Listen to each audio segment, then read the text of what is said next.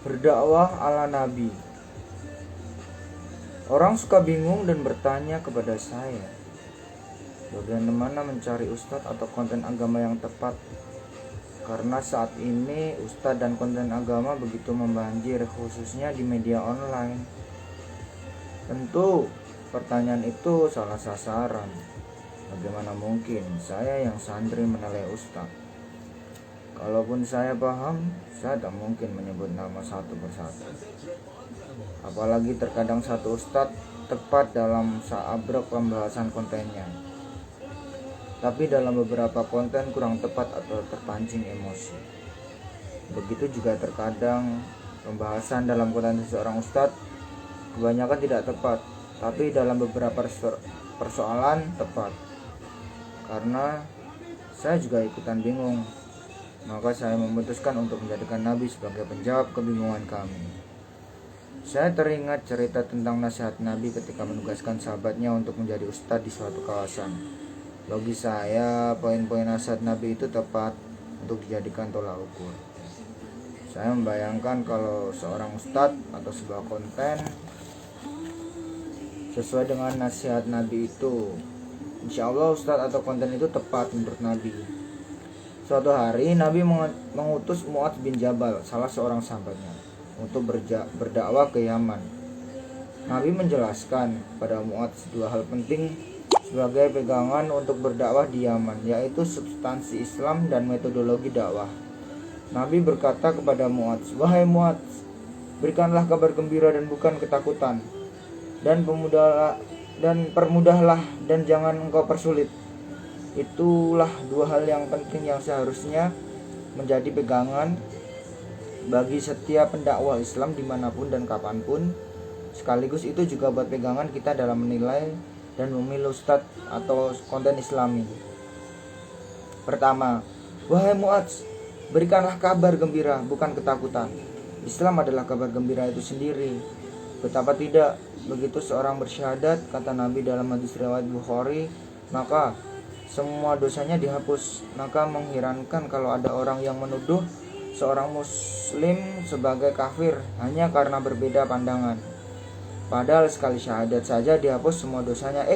Yang sehari tak kurang dari 9 kali syahadat dalam syahadatnya justru dikafir-kafirkan. Tuhannya adalah Allah yang memperkenalkan zatnya dengan dua sifat utama, Maha Pengasih dan Maha Penyayang. Dia juga mengatakan bahwa cintanya melampaui murkanya. Saking cintanya kepada semua manusia hingga yang ateis pun tetap dicintainya dengan diberi rezeki. Maka sangat aneh jika ada seorang muslim dituduh dimurkai Allah hanya karena berbeda mazhab. Nabinya adalah Muhammad yang dikenal sebagai Ar-Rahmah atau Nabi penuh cinta. Saking penuhnya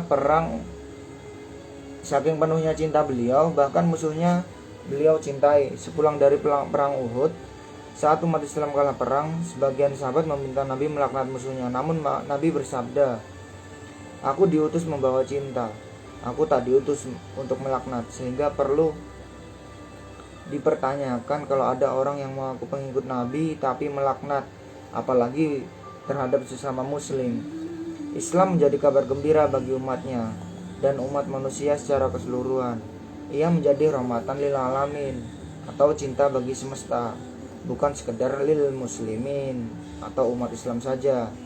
Ironisnya, ada para pendakwah yang menyampaikan Islam bukan sebagai kabar gembira, tapi justru kabar ketakutan. Umat hanya ditakut-takuti soal bid'ah, azab, neraka, dan lain-lain, sehingga umat memeluk Islam atas dasar ketakutan. Sayyidina Ali berkata bahwa beragama seperti itu adalah sebagaimana agama seorang budak. Dia menjalankan ibadah hanya karena takut neraka. Adapun ibadah orang merdeka adalah ibadah yang tidak ditujukan karena ingin surga, tapi karena ingin bersyukur atas segala nikmat Allah. Sungguh menyedihkan jika umat diliputi rasa takut. Justru setelah mendengarkan dakwah dari seorang ustadz, apalagi jika Islam disebarkan dengan pedang, kekerasan, ancaman, dan teror. Mereka itu sebenarnya teroris, namun cosplay menjadi muslim.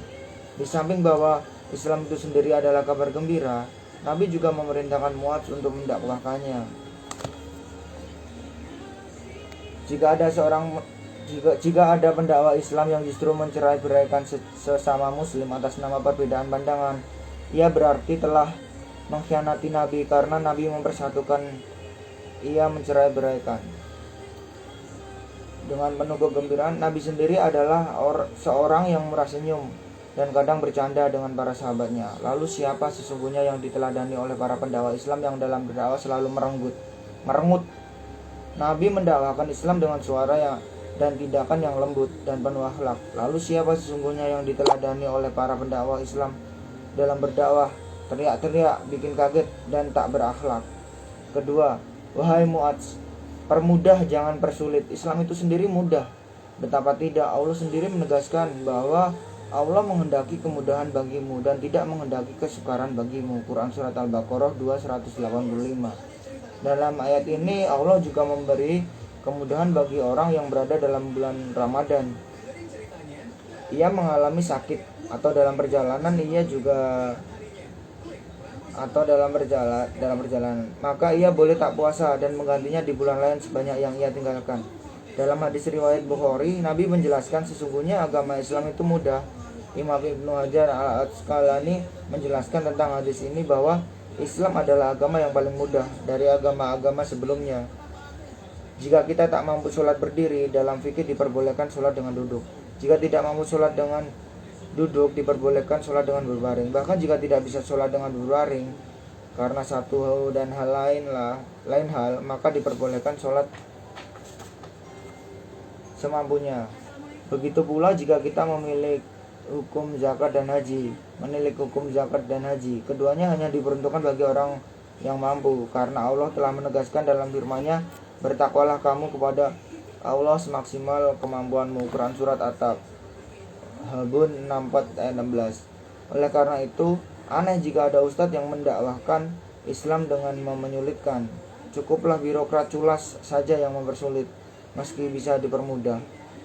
Adapun pendakwah, ia harus mempermudah yang sulit. Tentu bukan lantas berarti menyepelekan. Maka jelas yang mempersulit Islam adalah pendakwah atau umatnya sendiri, bukan Allah dan Nabi-Nya. Nabi pernah bersabda bahwa Allah tidak mempersulit ketaatan kepadanya. Namun ada pendakwah yang mempersulit dan mencitrakan Islam sebagai agama yang sulit sehingga menjadikan orang bermaksiat. Allah marah pada para pendakwah semacam itu. Oleh karena itu di antara akhlak para ulama adalah selalu memaafkan kesalahan orang lain padanya meski belum diminta, karena mereka tak mau menjadikan dirinya sebagai penghalang seseorang menuju surga.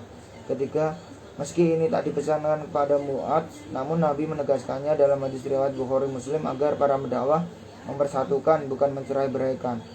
Islam itu persatuan. Betapa tidak, Nabi bukan hanya mempersatukan, tapi mempersaudarakan umat Islam. Ia menyebut umat Islam seperti satu tubuh yang jika kakinya tersandung dan luka, maka sekujur tubuh merasakan sakit. Maka sungguh menyedihkan jika ada pendakwa Islam yang justru mencerai-beraikan sesama muslim atau atas nama perbedaan pandangan. Ia berarti telah mengkhianati Nabi, karena Nabi mempersatukan, ia mencerai-beraikan. Oleh karenanya, jika Anda mencari ustadz atau konten Islami, rasakan dengan hati.